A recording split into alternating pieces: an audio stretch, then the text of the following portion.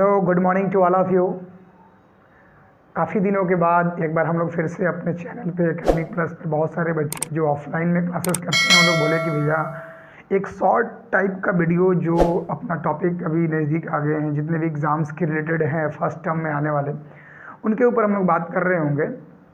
तो कुछ इधर पीछे हम लोग उस टॉपिक को पहले फर्स्ट कवर करना चाहेंगे जिनके ऊपर बहुत सारे लोग ऑलरेडी कर भी रखे होंगे या जिनका नहीं भी हुआ होगा, उनके लिए ये बहुत ही इम्पोर्टेंट टॉपिक है।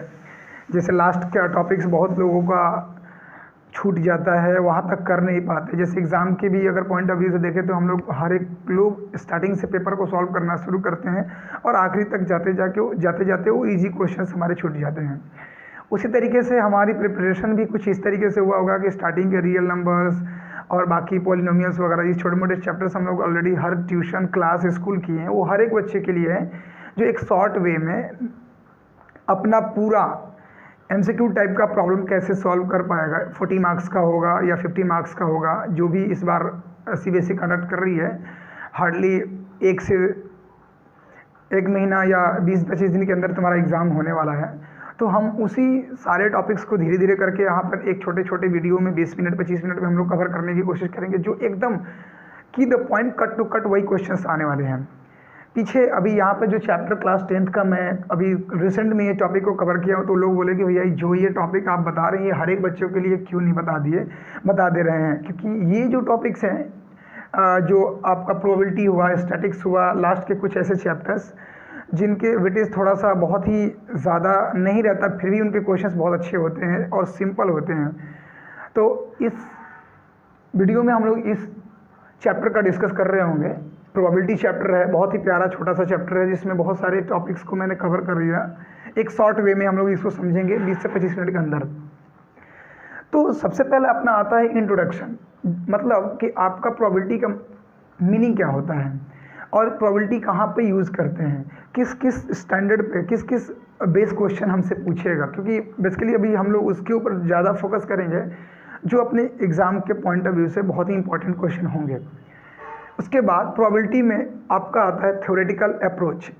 नेक्स्ट उसके बाद इसमें बहुत सारे छोटे छोटे टॉपिक्स हैं, जैसे आपका experimental probability, equally likely outcomes, elementary elements उसके बाद कॉम्प्लीमेंट्री एलिमेंट्स है, इम्पॉसिबल इवेंट्स है, श्योर इवेंट्स हैं, और जो मैक्सिमम क्वेश्चंस MCQ टाइप का बनते हैं अब तक, वो है coin based question, card based question, dice based question.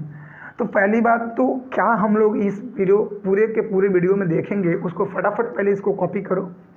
उसके बाद हम लोग एक एक टॉपिक पे बात करना स्टार्ट करते हैं, और ये मैं उम्मीद करूँगा कि ये सारे टॉपिक तुमको अच्छे से समझ में आए, और मैं जैसे भी समझाया हूँ अपने क्लास में उसी तरीके से यहाँ भी करने जा रहा हूँ। और बेसिकली उन लोगों के लिए बहुत ही हेल्पफुल होगा जो लोग ये ऑलरेडी पहले से चैप्टर पढ़ रखा है। तो फटाफट इस सारे पॉइंट्स को पहले कवर करो, अपने कॉपी पे नोट डाउन करो, फिर उसके बाद हम एक एक करके इसके ऊपर बातचीत करते हैं।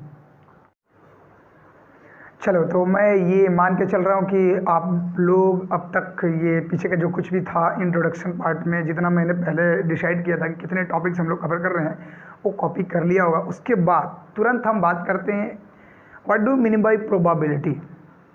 एज ए चांस जो हम लोग बोलते हैं, किसी भी तरीके का इवेंट हो रहा है, चांस लेना को क्या बोलते हैं? प्रोबेबिलिटी, संभावना। एक हिंदी में अगर बात करें तो जैसे अभी रैंडम बादल तुमको दिख रहा है, मौसम थोड़ा सा ऐसा लग रहा है बारिश हो जाएगा, तो उस केस में एक चांस बनता है बारिश होने का भी और नहीं होने का भी। तो उसी तरीके से एक कॉइन की बात कर ले, या डाइस की बात कर ले, या हम लोग कार्ड खेलते हैं उसकी बात कर लें, या अपने नेचुरल डेली लाइफ में जो कुछ भी इवेंट्स होते हैं उसके ऊपर सोच ले। जैसे हम गाड़ी से जा रहे हैं, किसी छोटी मोटी इवेंट्स होने का चांस क्या है। तो ये जितनी भी जितने भी वर्ड्स आ रहे हैं अपने जितने भी इवेंट के लास्ट में, जैसे चांस, तो फुल फोकस रहेगा। इसका मतलब कि प्रोबेबिलिटी का पूरा श्रेय रहता है कि क्या चांस है किसी भी चीज़ का होने का। वैसे मैं आगे बताऊंगा भी ये चीज़ कि आपकी प्रोबेबिलिटी 0 to 1 के अंदर लाई करती है। मतलब आपका रेंज, किसी भी प्रोबेबिलिटी का रेंज, यानी किसी भी इवेंट का आपका रेंज 0 to 1 के बीच में होता है। अगर कोई इवेंट हो गया तो उसकी प्रोबेबिलिटी 1 हो गई, अगर कोई इवेंट नहीं हुआ तो उसकी प्रोबेबिलिटी कितना हो जाएगा? 0।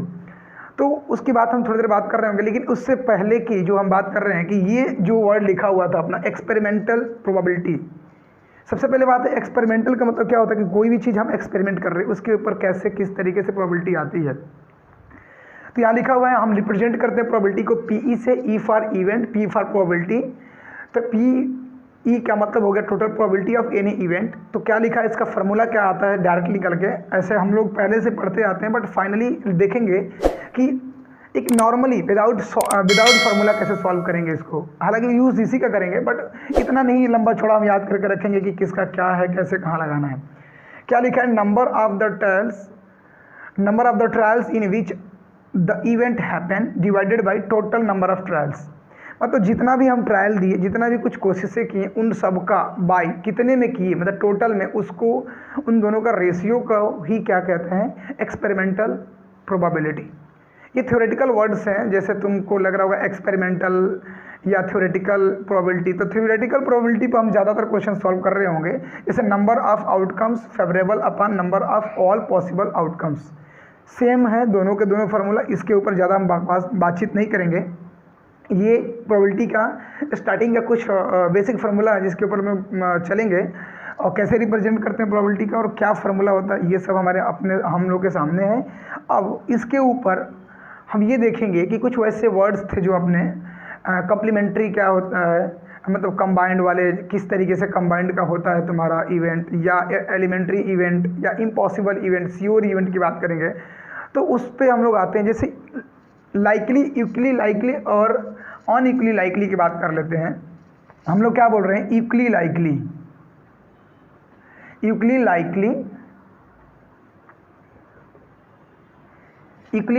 इवेंट क्या होते हैं, ये अपना टॉपिक है। इक्वली लाइकली इवेंट मतलब एक चीज़ बता देते हैं, जैसे हमारा कोई भी एक छोटा सा एग्जांपल के साथ अगर हम बात करें, जैसे यहाँ पे मैं लिख भी दे रहा हूँ, अच्छा यहाँ पे दिख नहीं रहा है, थोड़ा सा इसको रफ करते हैं, उसके बाद इसको समझाने की कोशिश कर रहा हूँ मैं। ये जो अपना वर्ड है इक्वली लाइकली वाला, इसको मैं यहाँ आपको लिख के दिखा दे रहा हूँ। इक्वली लाइकली इवेंट, तो ये है कि अगर आपका किसी भी तरीके का एक या एक से ज़्यादा इवेंट हो रहे हैं और उनकी प्रोबेबिलिटी सेम आ रही है, तो उसको क्या बोलते हैं, इक्वली लाइकली इवेंट, उसी को बोलते हैं। या इक्वली लाइकली प्रोबेबिलिटी भी बोल सकते हो। क्या, इक्वली लाइकली इवेंट क्या मतलब, जैसे कि मान के चलते एक डाइस है अपने पास, उसमें टोटल आउटकम्स कुछ इस तरीके से अपने होते हैं 6, 1 2 3 4 5 6 तक, ये हम जानते हैं डाइस के ऊपर होता है। तो अगर मुझसे पर्टिकुलर एक एक का पूछे, जैसे 1 के प्रोबेबिलिटी क्या होगा, तो 1/6, उसी तरीके से प्रोबेबिलिटी 2 का बताओ, ये भी 1/6, 3 का बताइए, तो इसका भी 1/6। इसका मतलब कि सबका प्रोबेबिलिटी क्या आ रहा है, 1/6 1/6 1/6। तो ये एक तरीके का एक छोटा सा एग्जाम्पल मैं तुमको दे के दिखा दिया कि इक्वली लाइकली इवेंट क्या होते हैं और किसको कहते हैं। जिसकी प्रोबेबिलिटी सेम आ जाए उसको बोलते हैं इक्वली लाइकली। तो इसको फटाफट यहाँ तक कॉपी करें, उसके बाद हम थोड़ा सा आगे बात करेंगे ऑन इक्वली लाइकली या नॉट इक्वली लाइकली के बारे में।